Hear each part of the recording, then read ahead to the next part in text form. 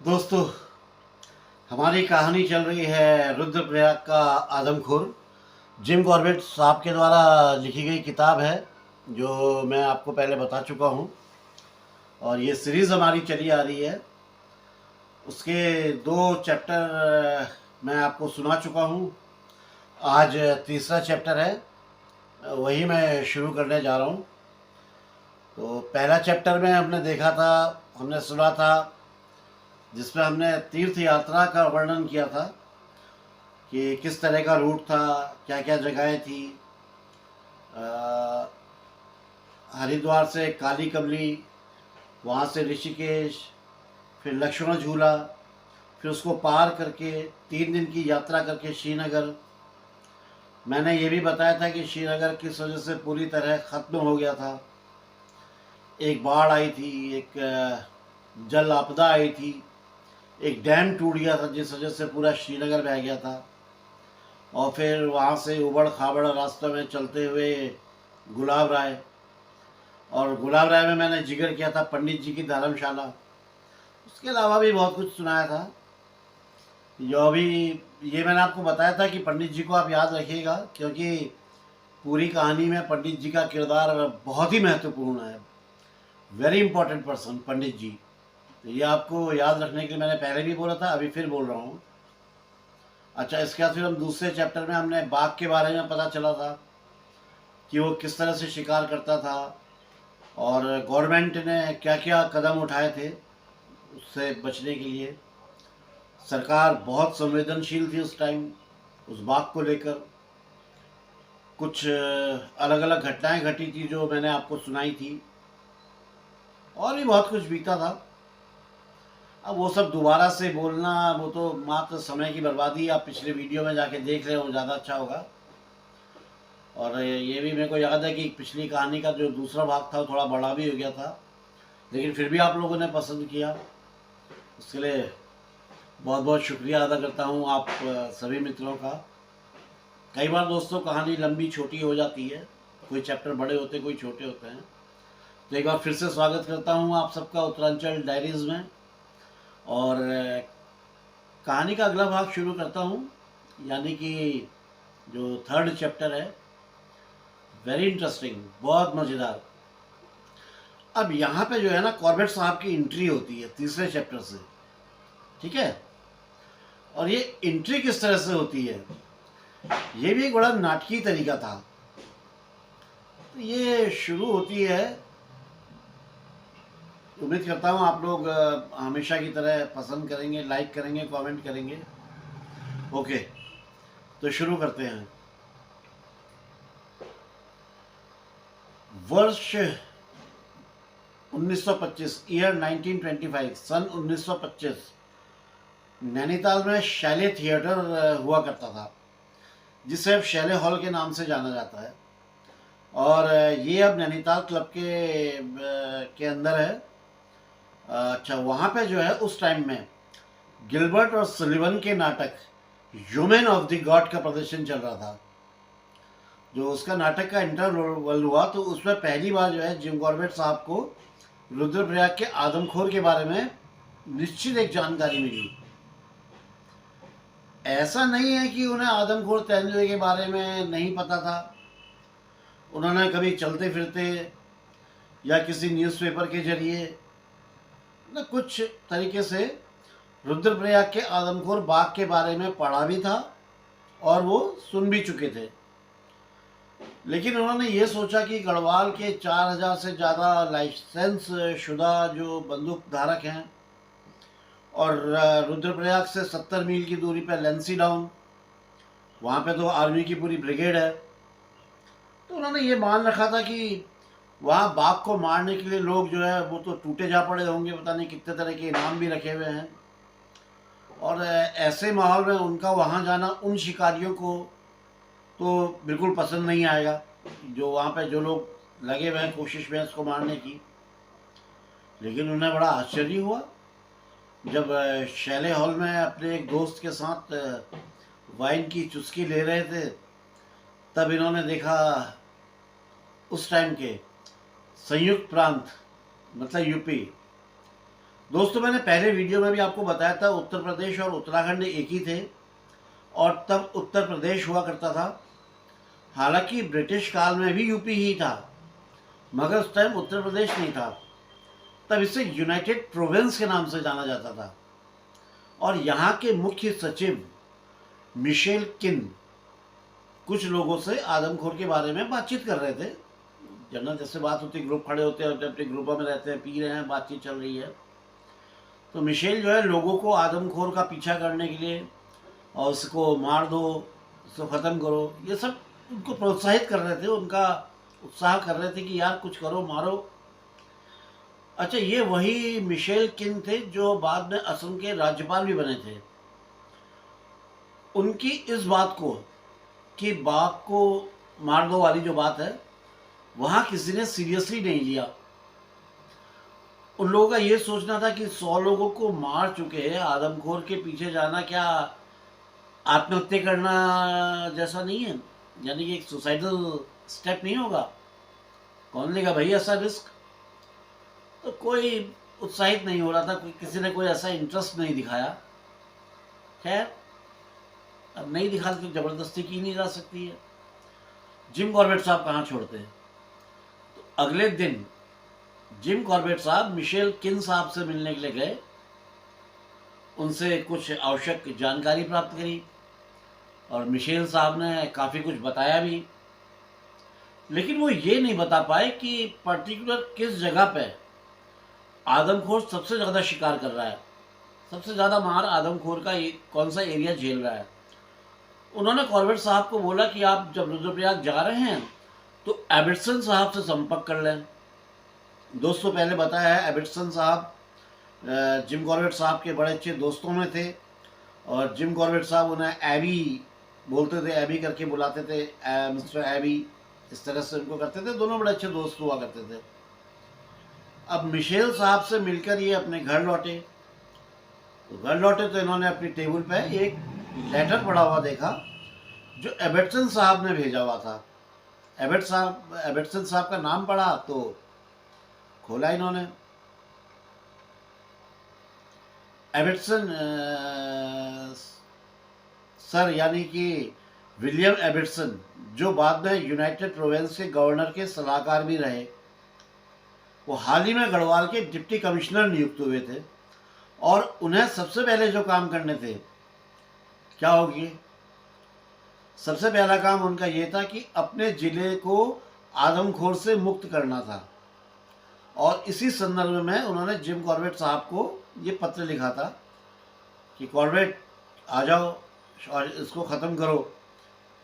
Jim Corbett साहब ने भी जल्दी जल्दी अपनी तैयारी पूरी कर ली थी, और ये रानीखेत से द्वाराहाट, वहाँ से आदि बद्री, और फिर कर्ण प्रयाग होते हुए 10 दिन की यात्रा करके शाम को ये नगरासू पहुँचे। नगरासू में सड़क के पास ही उसके किनारे पर एक निरीक्षण भवन था। ये उस निरीक्षण भवन में गए।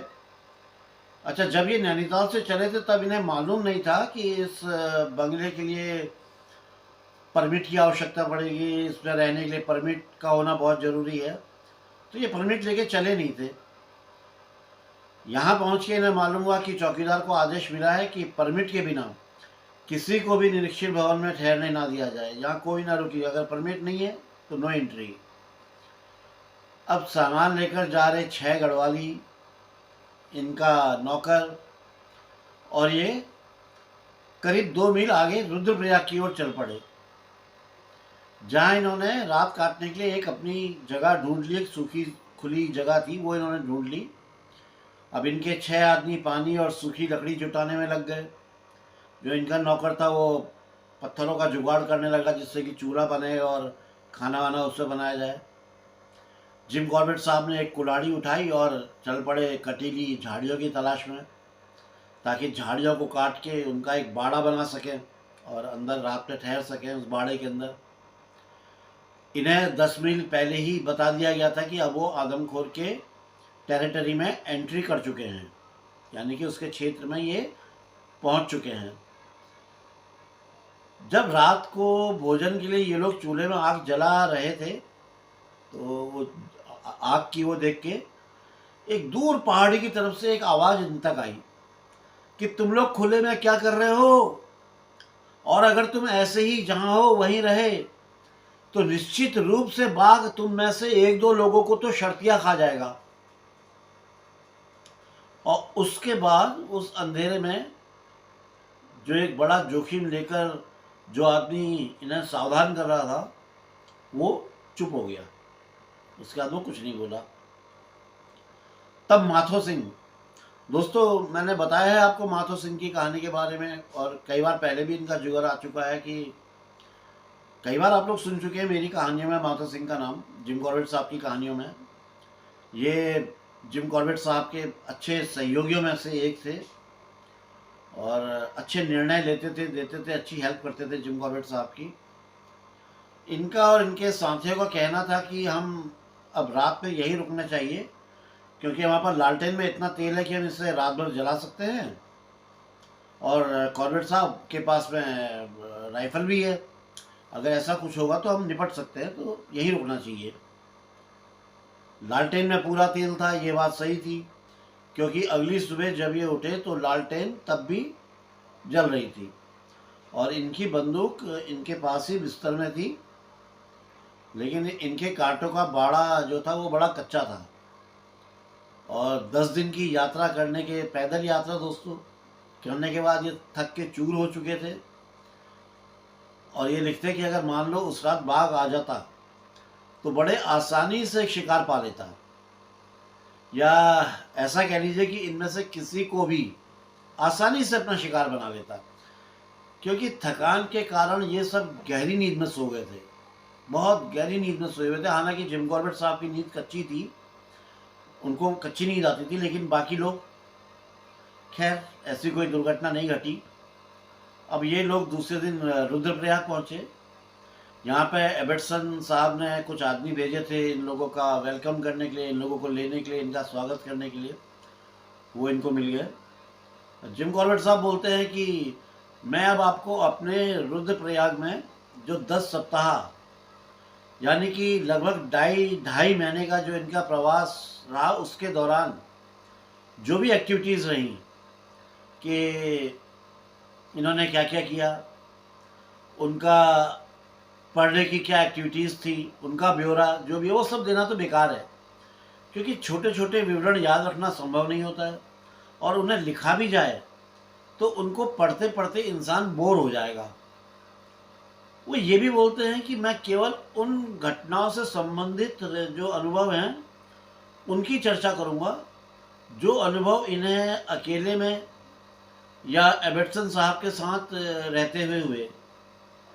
और जिम कॉर्बेट साहब बोलते हैं कि मैं पहले उस क्षेत्र के बारे में बता दूं जिसमें आदमखोर 8 वर्षों से घूम रहा था, कांड पे कांड कर रहा था, और जहां 10 सप्ताह तक ये उसका पीछा करते रहे, उस जगह के बारे में थोड़ा सा आप समझिए।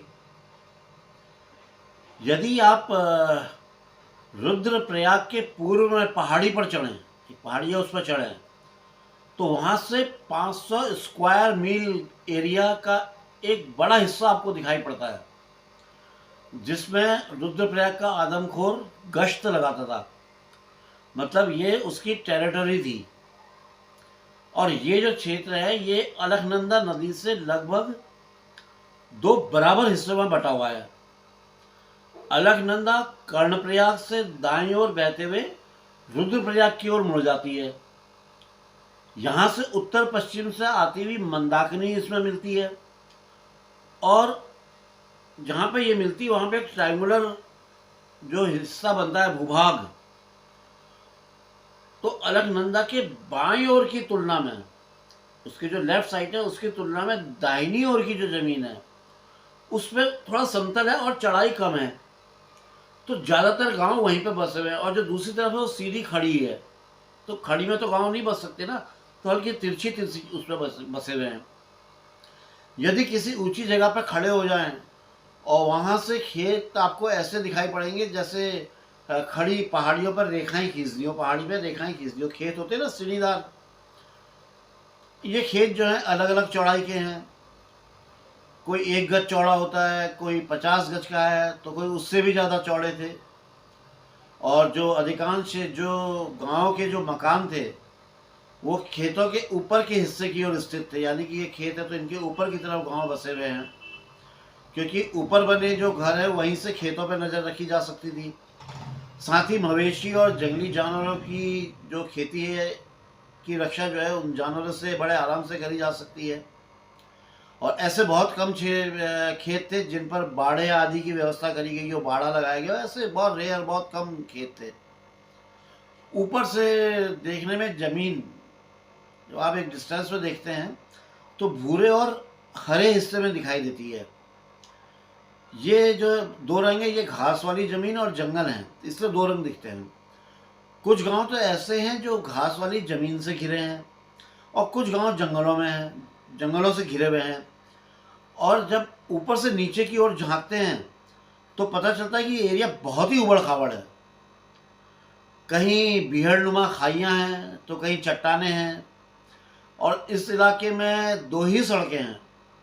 एक सड़क चली जाती है रुद्रप्रयाग से केदारनाथ की ओर और दूसरी रोड जो है वो बद्रीनाथ की ओर चली जाती है। वही बद्रीनाथ की मेन रोड है। अभी भी आपने देखा होगा दो रोड जो कटती है वो यही उसी रोड का जिक्र है जिम कॉर्बेट साहब कर रहे हैं। उन दिनों ये सड़कें जो है बहुत सकरी और उबड़ खाबड़ थी और उनमें कभी कोई मोटर वाहन भी नहीं चला था, कोई गाड़ी उस पर नहीं चली थी। 1918 में कहाँ चली होगी, तो 1918 से 1926 तक मारे गए व्यक्तियों का ब्यौरा मैं आप लोगों को बताऊंगा कौन लोग मारे गए थे। दोस्तों, हमें ये लगता है कि जो गांव जंगल से घिरे हैं उनमें और जो गांव खेतों से घिरे हैं उनमें, मतलब इन दोनों की तुलना की जाए, जंगल से घिरे हुए और खेतों से घिरे हुए, तो जंगल से घिरे हुए गांव में ज़्यादा लोग मारे गए होंगे, है ना। लेकिन ऐसी बात नहीं है। ऐसा अगर आदमखोर या कोई और शेर होता, उधारी वाला टाइगर, तो संभव था, क्योंकि बाघ को इस बात की चिंता नहीं रहती कि दिन है कि रात है। ये टाइगर की बात कर रहा हूँ मैं, वो कभी भी आक्रमण कर देता है। और जो ये टाइगर है ये जंगल की गहराइयों में रहना पसंद करता है। अपने शिकार को भी जंगल के अंदर ही ले जाता है, काफ़ी जितना गहराई में ले जा सके। आदमखोर तेंदुआ रात में शिकार करता है और तेंदुए की क्या खासियत है कि ये मानव बस्तियों के नज़दीक में ही रहता है, जहाँ पे गांव वाँव है उसके नज़दीक ही रहता है। दोस्तों, बाघ, मैं इस कहानी में तेंदुए को ही बाघ बोल रहा हूँ, ये आप समझ लीजिएगा। कुकरी बाघ भी तेंदुए को ही कहते हैं हमारे पहाड़ों में। पहाड़ों में बोलते ना कुकरी बाघ है गोची यार, तो कुकरी बाघ मतलब तेंदुआ ही है। अब उसके लिए तेंदुए के लिए पेड़ों का आवरण है या नहीं है, इससे कोई फर्क नहीं पड़ता, क्योंकि वो रात को शिकार करता है और रात के अंधेरे में ही शिकार को लेके गायब हो जाता है। तो उसके लिए कोई ऐसी वो नहीं है। किसी गांव में ज़्यादा लोग मारे गए हैं या किसी गांव में कम लोग मारे गए हैं, इसका एक ही कारण है कि जिस गांव में कम सतर्कता अपनाई गई, सतर्क नहीं रहे लोग, अलर्ट नहीं रहे, वो मारे गए वहाँ के लोग। और दूसरे में कम मारे गए क्योंकि दूसरे गांव के लोग अलर्ट रहते थे, सावधान रहते थे, तो वहाँ पे कम लोग मारे गए। अपने को मतलब सेफ रखते थे जो। तो इस तरह से कैसे ज़्यादा मार और कम मार ली, ये मैं बताना चाह रहा हूँ। अब जिम कॉर्बेट साहब बोलते हैं कि जैसा मैं पहले बता चुका हूँ कि आदमखोर सामान्य से बड़े आकार का एक नर बाघ था और उसकी जो जवानी थी बीते हुए काफ़ी समय हो चुका था, लेकिन बूढ़ा होने के बावजूद बहुत मजबूत था, ताकतवर था, बहुत चालाक था, एक्टिव था। यार एक बात बताओ, आप लोग मुझे बताओ कि कोई तेंदुआ अपने शिकार को निश्चिंत होकर खाने के लिए कितनी दूर तक ले जा सकता है, कहां तक जा सकता है? बाघ पर डिपेंड करता है ना, हम आप क्या बताएंगे, तो बाघ पर डिपेंड करता है कि कहां तक ले जाएगा। अब उसमें कितनी शक्ति है, मतलब कितना दमखम है, कितनी ताकत है उसमें, वो इस आधार पर अपने शिकार को चुनता है कि कहां तक ले जा सके। लेकिन दोस्तों रुद्रप्रयाग के आदमखोर के लिए ये सारे जो स्थान थे एक जैसे थे। वो भारी से भारी व्यक्ति को भी लेकर 4 मील दूर तक ले जाने में सक्षम था।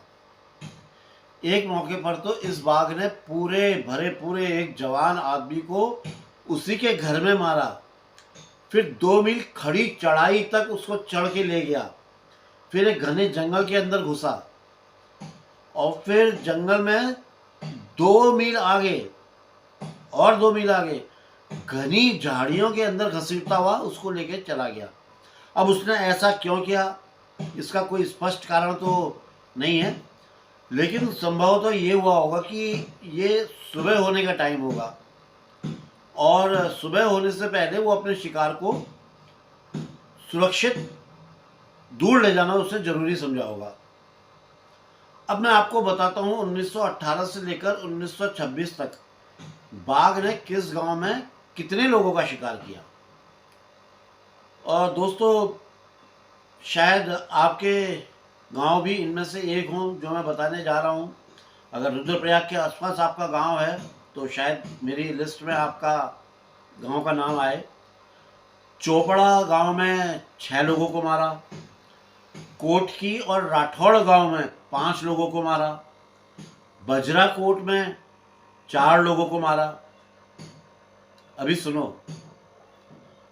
नकोट, गंधारी, कोखंडी, डडोली, कोएठी, झिरमौली, गुलाब राय, लामेरी, इन गांवों में 3-3 लोगों को मारा।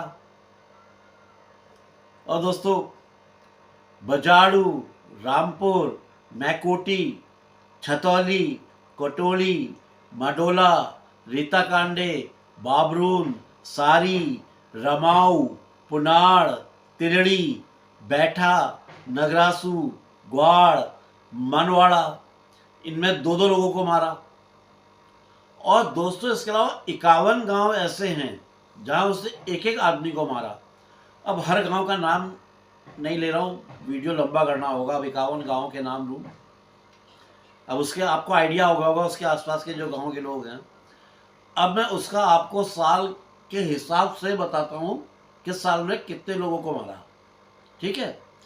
तो दोस्तों 1918 में पहला शिकार किया 1, 1919 में 3 किए, 1920 में 6, 1921 में 23, 1922 में 24, 23 में 26, 24 में 20, 1925 में 8 और 1926 में 14, कुल 125 लोग, जो कि डिप्टी कलेक्टर के ऑफिस पर जो दस्तावेज है वहाँ पे लिखित रूप से दर्ज है। हालांकि इससे कहीं और ज़्यादा लोगों को मारा है। और ये बात आपको पिछले वीडियो में बता चुका हूँ कि बाघ द्वारा मारे गए लोगों को किस तरह से गिना जाता था। और आप लोग खुद सोचिए, 8 सालों में 125 ही मारे होंगे क्या, जिसका इतनी दहशत थी जिस बाघ की। तो जिम कॉर्बेट साहब बोलते हैं कि हमारे जंगलों में अन्य जानवरों की तुलना में बाघों को मारना थोड़ा आसान है, बशर्ते कि बाघ आदमखोर ना हो, मैन ईटर ना हो। अगर मैन ईटर तो टफ है। ऐसा इसलिए क्योंकि बाघों में सूंघने की शक्ति कम होती है, स्मेलिंग पावर कम होती है। ये भी मैं आपको कई वीडियो में पहले बता चुका हूँ। जैसे और जानवरों में बहुत अच्छी सूंघने की शक्ति है। अन्य जानवरों को मारने के अलावा बाघों को मारने में ज़्यादा तरीके अपनाए जाते हैं। ये तरीका इस बात पर भी निर्भर करता है कि उसे मनोरंजन, इंटरटेनमेंट के लिए माना जा रहा है या व्यापार के लिए।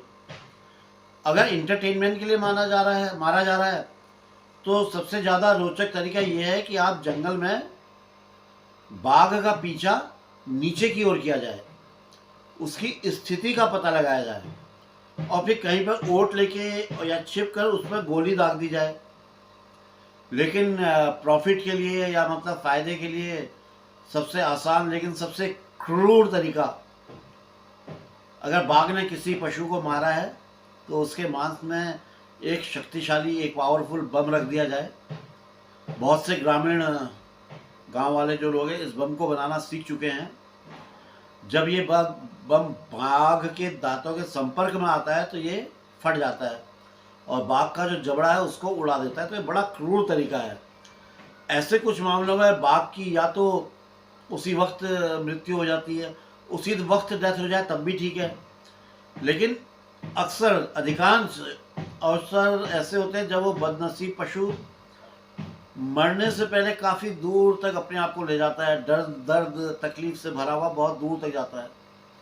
लेकिन इस बम का इस्तेमाल करने वाले लोग जो बाघ है उसके खून का पीछा भी नहीं करते, हिम्मत नहीं होती कि उसका पीछा करें, तो वो और तकलीफ में रहता है, मतलब मर नहीं पाता है, ना जिंदा होता है ना मर पाता है, बड़ी गंदी मौत आती है उसको। तो ये बहुत गलत तरीका है। बाघ का पीछा करके उसको खोज कर और छिप कर मारना ना केवल रोमांचक है और रुचिकर है, बल्कि आसान भी है। ऐसा इसलिए क्योंकि बाघ के पंजे के जो तलवे हैं वो मुलायम होते हैं, और तो जहाँ तक पॉसिबल हो वो उन रास्तों में चलता है जहाँ पे पशु चलते हैं या रास्ता अच्छा हो।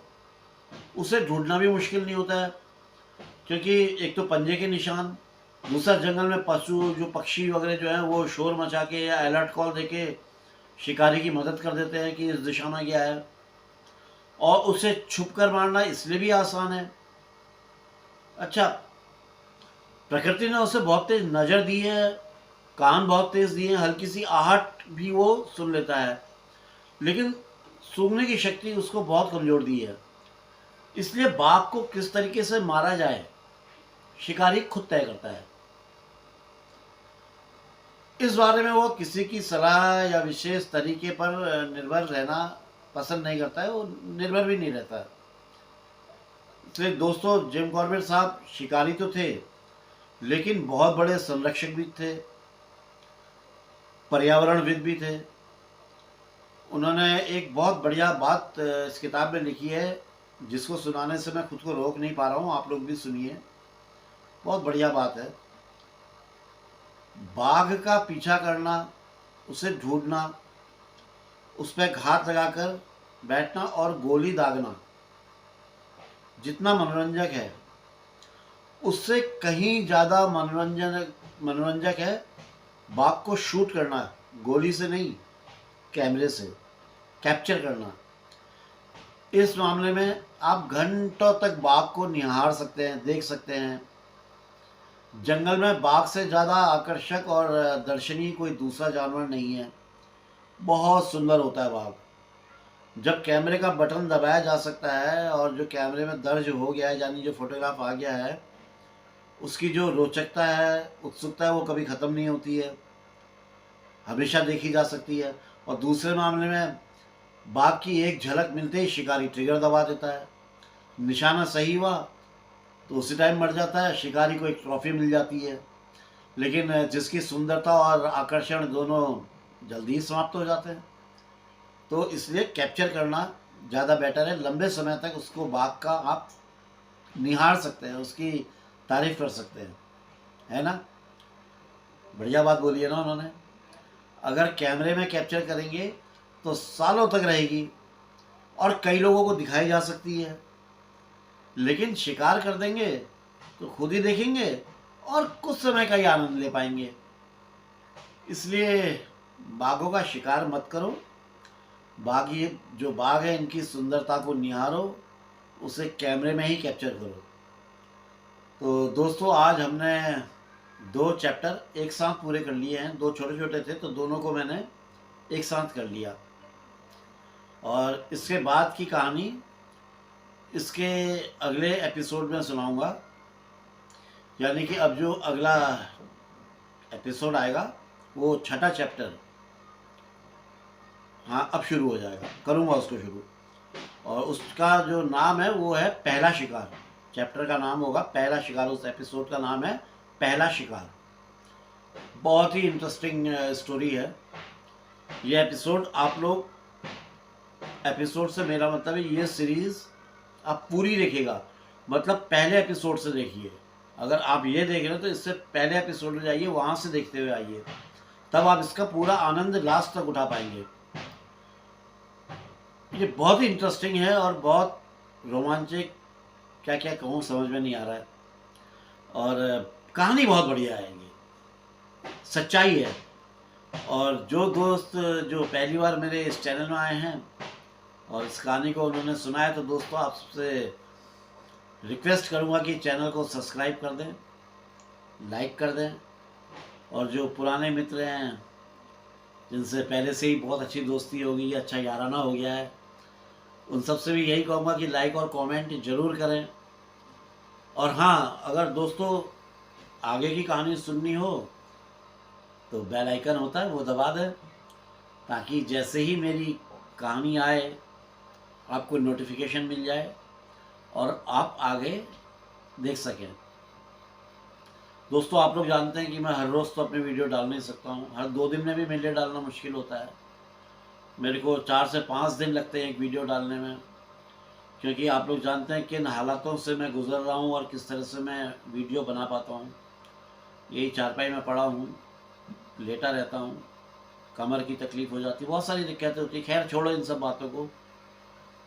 तो दोस्तों ठीक है, अपने दोस्त को अभी मुझे अपनी उत्तरांचल डायरीज़ को परमिशन दीजिए कि मैं चलूँ, और मिलते हैं जल्दी ही अपने अगले एपिसोड, मतलब इस सीरीज़ के अगले भाग में। तब तक के लिए आज्ञा दीजिए। जय बद्री विशाल, जय उत्तराखंड, जय जय जय माँ भारती।